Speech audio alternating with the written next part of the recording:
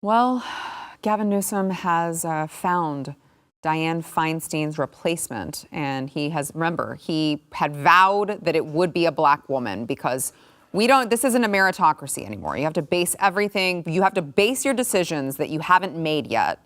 You have to base your future decisions on physical characteristics of people and just hope that you find someone that can plug that hole. So Gavin Newsom has now appointed Laphonza Butler to be Feinstein's replacement. Now, this is the head of Emily's List, a pro-abortion political action committee. They swear they have helped elect like 26, I think, women who have promised to push forward the agenda of killing babies in the womb up until the point of birth and probably after, honestly, with these people. But it's just very fascinating because you would think, even if you wanted to say, okay, only a black woman will do, you would think that Gavin Newsom would find it reasonable to pick someone who at least lives in California, because this woman does not. She lives in Maryland.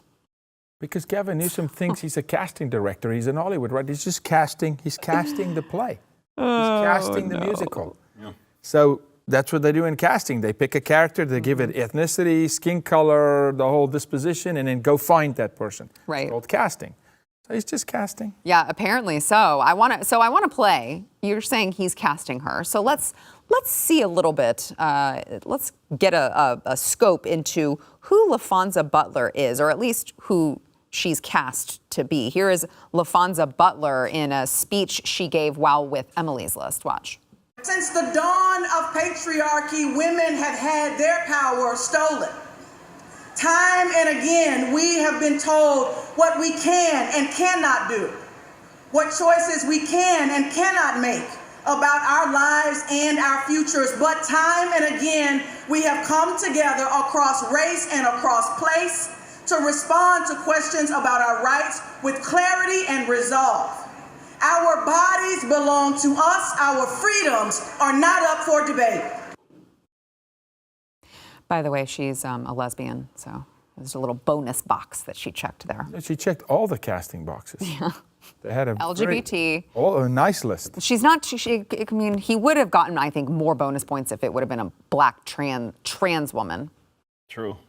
He would have gotten. I mean, I'm just them for not even doing that. It's transphobic. Yeah, shame on them. So Gavin is underperforming.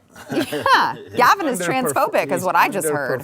How dare he? Man, look, to Yaga's point, and I made this point Friday, right? When we were talking about who they were going to pick or who was at the top of the list. It's just, you see so many similarities, and it's not just a government issue, right? If anything, they're the lagging indicator, because we saw a lot of this stuff, and we've seen a lot of this stuff in entertainment and even other like companies with the stupid DIE programs and everything that they have, where they're focusing on or highlighting and prioritizing everything that has nothing to do with how well this person can perform this gig, right? It's not based on any sort of accomplishments or merit. It is more so based on your identity and things, again, that have little to nothing to do. So in this case, if you do feel that people that should be in these positions, and by the way, when stuff like this happens, and I, of course, being the guy that hates the government here always, and I don't think nearly as high of them as other people do, this actually is,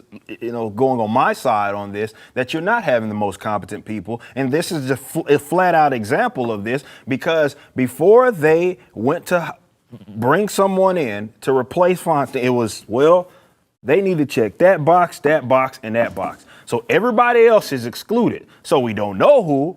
Now, again, it's government. I think they're all quacks either way. But even if I am to accept that this is supposed to be the upper echelon of society, and these are the people that we need to run our lives, and that's because they're the most suited to do so, well, according to their hiring practices, if you will, that's the complete opposite thing. But it is impacting pretty much the entire world for that. So when you do start to see a decline, and we've already seen it across the board in seemingly everything, I think you can point back to this.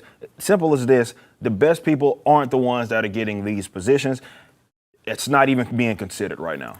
They can call it whatever they want, Eric. It is affirmative action. And it's not just for the black community. It is an affirmative action to who can we control and manipulate.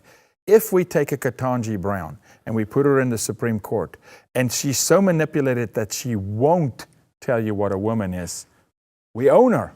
We can manipulate her in the Supreme Court, and that's what this is. South Africa is a beautiful, historic picture of this, where we have a minister of healthcare today that's not a doctor, that has no medical degree. We got a minister in defense that was never in the military. I mean, this is where you will go as a nation. It is pick the ones who check the boxes, but also are in a position where they kiss the ring. Yeah. Mm-hmm. And you've controlled them. Mm-hmm. And they will continue to, and they will sacrifice, they'll sell their own children out, right? They will do it. Yeah, that's a good point.